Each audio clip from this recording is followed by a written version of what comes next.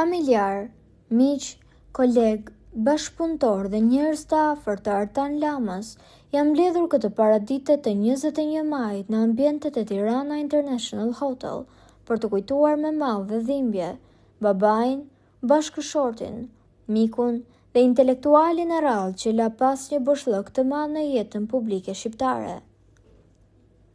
Një vit më parë, zemra e Artan Lamës e tradhtoi larg Shqipërisë, pikërisht në Gjermani, aty ku kishte udhëtuar për t'ju nështruar një ndërhyrje kirurgjikale.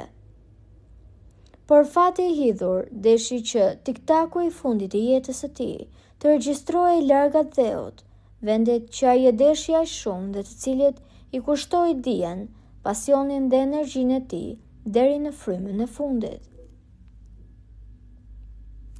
Në këtë përkujtimore, miq e shok të Lamës, të cilët i kishte të shumt, do të rikthejnë kujtimet, bisedat dhe momentet nga jeta e një prej njerëzve që për vite me radhë u kthye në një zë të rëndësishëm të historisë, trashëgimisë kulturore dhe publicistikës shqiptare.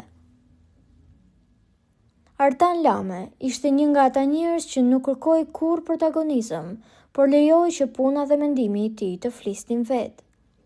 Me një stil të matur dhe gjithmonë njerëzor, ai arriti të fitojë respektin e publikut, miqve dhe kolegëve, duke mbetur një nga zërat më të sinqertë dhe më kritik të shoqërisë shqiptare.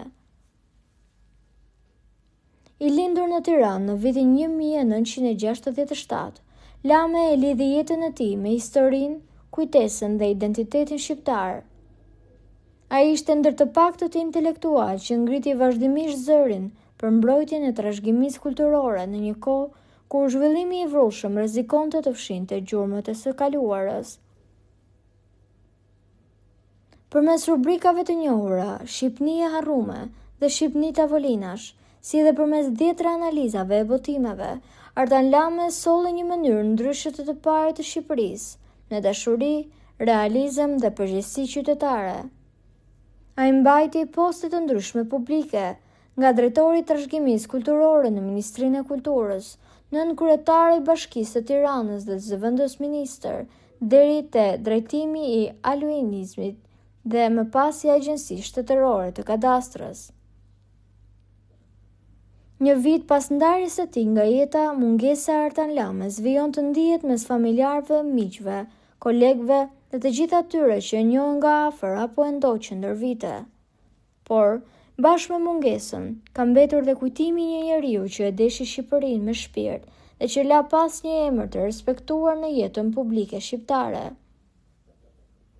Po juve çfarë mendimi keni për këtë situatë?